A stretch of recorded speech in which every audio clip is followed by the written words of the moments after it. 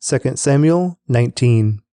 Word soon reached Joab that the king was weeping and mourning for Absalom. As all the people heard of the king's deep grief for his son, the joy of that day's victory was turned into deep sadness. They crept back into town that day as though they were ashamed and had deserted in battle. The king covered his face with his hands and kept on crying, "O my son, Absalom! O Absalom, my son, my son!"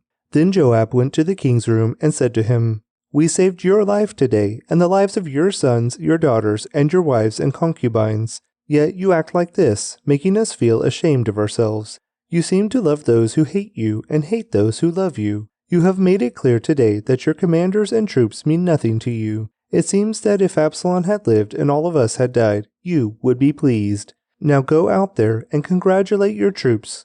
For I swear by the Lord that if you don't go out, not a single one of them will remain here tonight. Then you will be worse off than ever before." So the king went out and took his seat at the town gate, and as the news spread throughout the town that he was there, everyone went to him. Meanwhile, the Israelites who had supported Absalom fled to their homes, and throughout all the tribes of Israel there was much discussion and argument going on. The people were saying, "The king rescued us from our enemies and saved us from the Philistines, but Absalom chased him out of the country. Now Absalom, whom we anointed to rule over us, is dead. Why not ask David to come back and be our king again?" Then King David sent Zadok and Abiathar, the priests, to say to the elders of Judah, "Why are you the last ones to welcome back the king into his palace? For I have heard that all Israel is ready. You are my relatives, my own tribe, my own flesh and blood. So why are you the last ones to welcome back the king?" And David told them to tell Amasa, "Since you are my own flesh and blood like Joab, may God strike me and even kill me if I do not appoint you as commander of my army in his place." Then Amasa convinced all the men of Judah, and they responded unanimously. They sent word to the king, "Return to us and bring back all who are with you." So the king started back to Jerusalem, and when he arrived at the Jordan River, the people of Judah came to Gilgal to meet him and escort him across the river. Shimei, son of Gera, the man from Bahurim in Benjamin, hurried across with the men of Judah to welcome King David. 1,000 other men from the tribe of Benjamin were with him, including Ziba, the chief servant of the house of Saul, and Ziba's 15 sons and 20 servants. They rushed down to the Jordan to meet the king. They crossed the shallows of the Jordan to bring the king's household across the river, helping him in every way they could. As the king was about to cross the river, Shimei fell down before him. "My lord the king, please forgive me," he pleaded. "Forget the terrible thing your servant did when you left Jerusalem. May the king put it out of his mind. I know how much I sinned. That is why I have come here today, the very first person in all Israel to greet my lord the king." Then Abishai, son of Zeruiah, said, "Shimei should die, for he cursed the Lord's anointed king. Who asked your opinion?" "You sons of Zeruiah," David exclaimed. "Why have you become my adversary today? This is not a day for execution, for today I am once again the king of Israel." Then turning to Shimei, David vowed, "Your life will be spared." Now Mephibosheth, Saul's grandson, came down from Jerusalem to meet the king. He had not cared for his feet, trimmed his beard, or washed his clothes since the day the king left Jerusalem. "Why didn't you come with me, Mephibosheth?" the king asked him. Mephibosheth replied, "My lord the king, my servant Ziba deceived me. I told him, 'Saddle my donkey so I can go with the king,' for as you know, I am crippled. Ziba has slandered me by saying that I refused to come. But I know that my lord the king is like an angel of God, so do what you think is best. All my relatives and I could expect only death from you, my lord, but instead you have honored me by allowing me to eat at your own table. What more can I ask?" "You've said enough," David replied. "I've decided that you and Ziba will divide your land equally between you." "Give him all of it," Mephibosheth said. "I am content just to have you safely back again, my lord the king." Barzillai of Gilead had come down from Rogelim to escort the king across the Jordan. He was very old, 80 years of age, and very wealthy. He was the one who had provided food for the king during his stay in Mahanaim. "Come across with me and live in Jerusalem," the king said to Barzillai. "I will take care of you there." "No," he replied, "I am far too old to go with the king to Jerusalem. I am 80 years old today, and I can no longer enjoy anything. Food and wine are no longer tasty, and I cannot hear the singers as they sing. I would only be a burden to the Lord my King. Just to go across the Jordan River with the king is all the honor I need. Then let me return again to die in my own town, where my father and mother are buried. But here is your servant, my son, Kimham. Let him go with my lord the king and receive whatever you want to give him." "Good," the king agreed. "Kimham will go with me, and I will help him in any way you would like, and I will do for you anything you want." So all the people crossed the Jordan with the king. After David had blessed Barzillai and kissed him, Barzillai returned to his own home. The king then crossed over to Gilgal, taking Kimham with him. All the troops of Judah and half the troops of Israel escorted the king on his way. But all the men of Israel complained to the king, "The men of Judah stole the king and didn't give us the honor of helping take you, your household, and all your men across the Jordan." The men of Judah replied, "The king is one of our own kinsmen. Why should this make you angry? We haven't eaten any of the king's food or received any special favors." "But there are 10 tribes in Israel," the others replied, "so we have 10 times as much right to the king as you do. What right do you have to treat us with such contempt? Weren't we the first to speak of bringing him back to be our king again?" The argument continued back and forth, and the men of Judah spoke even more harshly than the men of Israel. 2 Samuel 20. There happened to be a troublemaker there named Sheba, son of Bichri, a man from the tribe of Benjamin. Sheba blew a ram's horn and began to chant, "Down with the dynasty of David. We have no interest in the son of Jesse. Come on, you men of Israel, back to your homes." So all the men of Israel deserted David and followed Sheba, son of Bichri. But the men of Judah stayed with their king and escorted him from the Jordan River to Jerusalem. When David came back to his palace in Jerusalem, he took the 10 concubines he had left to look after the palace and placed them in seclusion. Their needs were provided for, but he no longer slept with them. So each of them lived like a widow until she died. Then the king told Amasa, "Mobilize the army of Judah within 3 days and report back at that time." So Amasa went out to notify Judah, but it took him longer than the time he had been given. Then David said to Abishai, "Sheba, son of Bichri, is going to hurt us more than Absalom did. Quick, take my troops and chase after him before he gets into a fortified town where we can't reach him." So Abishai and Joab, together with the king's bodyguard and all the mighty warriors, set out from Jerusalem to go after Sheba. As they arrived at the great stone in Gibeon, Amasa met them. Joab was wearing his military tunic with a dagger strapped to his belt. As he stepped forward to greet Amasa, he slipped the dagger from its sheath. "How are you, my cousin?" Joab said, and took him by the beard with his right hand as though to kiss him. Amasa didn't notice the dagger in his left hand, and Joab stabbed him in the stomach with it so that his insides gushed out onto the ground. Joab did not need to strike again, and Amasa soon died. Joab and his brother Abishai left him lying there and continued after Sheba. One of Joab's young men shouted to Amasa's troops, "If you are for Joab and David, come and follow Joab." But Amasa lay in his blood in the middle of the road, and Joab's man saw that everyone was stopping to stare at him. So he pulled him off the road into a field and threw a cloak over him. With Amasa's body out of the way, everyone went on with Joab to capture Sheba, son of Bichri. Meanwhile, Sheba traveled through all the tribes of Israel and eventually came to the town of Abel-Beth-Maacah. All the members of his own clan, the Bichrites, assembled for battle and followed him into the town. When Joab's forces arrived, they attacked Abel-Beth-Maacah. They built a siege ramp against the town's fortifications and began battering down the wall. But a wise woman in the town called out to Joab, "Listen to me, Joab. Come over here so I can talk to you."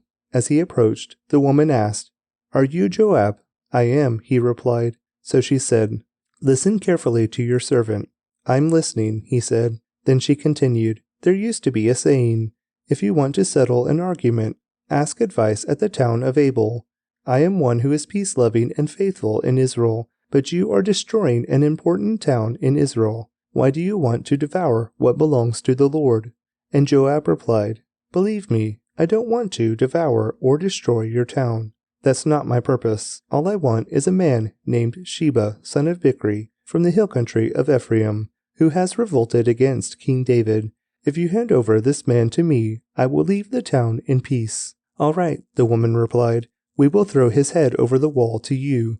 Then the woman went to all the people with her wise advice, and they cut off Sheba's head and threw it out to Joab. So he blew the ram's horn and called his troops back from the attack. They all returned to their homes, and Joab returned to the king at Jerusalem. Now Joab was the commander of the army of Israel. Benaiah, son of Jehoiada, was captain of the king's bodyguard. Adoniram was in charge of the forced labor. Jehoshaphat, son of Ahilud, was the royal historian. Sheva was the court secretary. Zadok and Abiathar were the priests. And Ira, a descendant of Jair, was David's personal priest. 2 Samuel 21. There was a famine during David's reign that lasted for 3 years. So David asked the Lord about it, and the Lord said, "The famine has come because Saul and his family are guilty of murdering the Gibeonites." So the king summoned the Gibeonites. They were not part of Israel, but were all that was left of the nation of the Amorites. The people of Israel had sworn not to kill them, but Saul, in his zeal for Israel and Judah, had tried to wipe them out. David asked them, "What can I do for you? How can I make amends so that you will bless the Lord's people again?" "Well, money can't settle this matter between us and the family of Saul," the Gibeonites replied. "Neither can we demand the life of anyone in Israel." "What can I do then?" David asked. "Just tell me, and I will do it for you." Then they replied, "It was Saul who planned to destroy us, to keep us from having any place at all in the territory of Israel. So let 7 of Saul's sons be handed over to us, and we will execute them before the Lord at Gibeon, on the mountain of the Lord." "All right," the king said, "I will do it." The king spared Jonathan's son Mephibosheth, who was Saul's grandson, because of the oath David and Jonathan had sworn before the Lord. But he gave them Saul's 2 sons, Armoni and Mephibosheth, whose mother was Rizpah, daughter of Aiah. He also gave them the 5 sons of Saul's daughter Merab, the wife of Adriel, son of Barzillai from Meholah. The men of Gibeon executed them on the mountain before the Lord. So all 7 of them died together at the beginning of the barley harvest. Then Rizpah, daughter of Aiah, the mother of 2 of the men, spread burlap on a rock and stayed there the entire harvest season. She prevented the scavenger birds from tearing at their bodies during the day and stopped wild animals from eating them at night. When David learned what Rizpah, Saul's concubine, had done, he went to the people of Jabesh Gilead and retrieved the bones of Saul and his son Jonathan. When the Philistines had killed Saul and Jonathan on Mount Gilboa, the people of Jabesh Gilead stole their bodies from the public square of Bethshan, where the Philistines had hung them. So David obtained the bones of Saul and Jonathan, as well as the bones of the men the Gibeonites had executed. Then the king ordered that they bury the bones in the tomb of Kish, Saul's father, at the town of Zelah, in the land of Benjamin. After that, God ended the famine in the land. Once again, the Philistines were at war with Israel. And when David and his men were in the thick of battle, David became weak and exhausted. Ishbi-Benob was a descendant of the giants. His bronze spearhead weighed more than 7 pounds, and he was armed with a new sword. He had cornered David and was about to kill him, but Abishai, son of Zeruiah, came to David's rescue and killed the Philistine. Then David's men declared, "You are not going out to battle with us again. Why risk snuffing out the light of Israel?" After this, there was another battle against the Philistines at Gob. As they fought, Sibekah from Hushah killed Saph, another descendant of the giants. During another battle at Gob, Elhanan, son of Jair, from Bethlehem, killed the brother of Goliath of Gath. The handle of his spear was as thick as a weaver's beam. In another battle with the Philistines at Gath, they encountered a huge man with 6 fingers on each hand and 6 toes on each foot, 24 in all, who was also a descendant of the giants. But when he defied and taunted Israel, he was killed by Jonathan, the son of David's brother Shemiah. These 4 Philistines were descendants of the giants of Gath, but David and his warriors killed them. Acts of the Apostles 6. But as the believers rapidly multiplied, there were rumblings of discontent. The Greek-speaking believers complained about the Hebrew-speaking believers, saying that their widows were being discriminated against in the daily distribution of food. So the 12 called a meeting of all the believers. They said, "We apostles should spend our time teaching the Word of God, not running a food program. And so, brothers, select 7 men who are well respected and are full of the Spirit and wisdom. We will give them this responsibility. Then we apostles can spend our time in prayer and teaching the Word." Everyone liked this idea, and they chose the following: Stephen, a man full of faith and the Holy Spirit, Philip, Prochorus, Nicanor, Timon, Parmenas, and Nicholas of Antioch, an earlier convert to the Jewish faith. These 7 were presented to the apostles, who prayed for them as they laid their hands on them. So God's message continued to spread. The number of believers greatly increased in Jerusalem, and many of the Jewish priests were converted too. Stephen, a man full of God's grace and power, performed amazing miracles and signs among the people. But one day, some men from the synagogue of freed slaves, as it was called, started to debate with him. They were Jews from Cyrene, Alexandria, Cilicia, and the province of Asia. None of them could stand against the wisdom and the spirit with which Stephen spoke. So they persuaded some men to lie about Stephen, saying, "We heard him blaspheme Moses and even God." This roused the people, the elders, and the teachers of religious law. So they arrested Stephen and brought him before the high council. The lying witnesses said, "This man is always speaking against the holy temple and against the law of Moses. We have heard him say that this Jesus of Nazareth will destroy the temple and change the customs Moses handed down to us." At this point, everyone in the high council stared at Stephen, because his face became as bright as an angel's. Proverbs 2. My child, listen to what I say and treasure my commands. Tune your ears to wisdom and concentrate on understanding. Cry out for insight and ask for understanding. Search for them as you would for silver. Seek them like hidden treasures. Then you will understand what it means to fear the Lord, and you will gain knowledge of God. For the Lord grants wisdom. From his mouth come knowledge and understanding. He grants a treasure of common sense to the honest. He is a shield to those who walk with integrity. He guards the paths of the just and protects those who are faithful to him. Then you will understand what is right, just, and fair, and you will find the right way to go. For wisdom will enter your heart, and knowledge will fill you with joy. Wise choices will watch over you. Understanding will keep you safe. Wisdom will save you from evil people, from those whose words are twisted. These men turn from the right way to walk down dark paths. They take pleasure in doing wrong, and they enjoy the twisted ways of evil. Their actions are crooked, and their ways are wrong. Wisdom will save you from the immoral woman, from the seductive words of the promiscuous woman. She has abandoned her husband and ignores the covenant she made before God. Entering her house leads to death. It is the road to the grave. The man who visits her is doomed. He will never reach the paths of life. So follow the steps of the good, and stay on the paths of the righteous. For only the godly will live in the land, and those with integrity will remain in it. But the wicked will be removed from the land, and the treacherous will be uprooted. Psalm 95. Come, let us sing to the Lord. Let us shout joyfully to the rock of our salvation. Let us come to him with thanksgiving. Let us sing psalms of praise to him. For the Lord is a great God, a great King above all gods. He holds in his hands the depths of the earth and the mightiest mountains. The sea belongs to him, for he made it. His hands formed the dry land too. Come, let us worship and bow down. Let us kneel before the Lord our Maker. For he is our God. We are the people he watches over, the flock under his care. If only you would listen to his voice today. The Lord says, "Don't harden your hearts as Israel did at Meribah, as they did at Massah in the wilderness. For there your ancestors tested and tried my patience, even though they saw everything I did. For 40 years I was angry with them, and I said, 'They are a people whose hearts turn away from me. They refuse to do what I tell them.' So in my anger I took an oath. They will never enter my place of rest."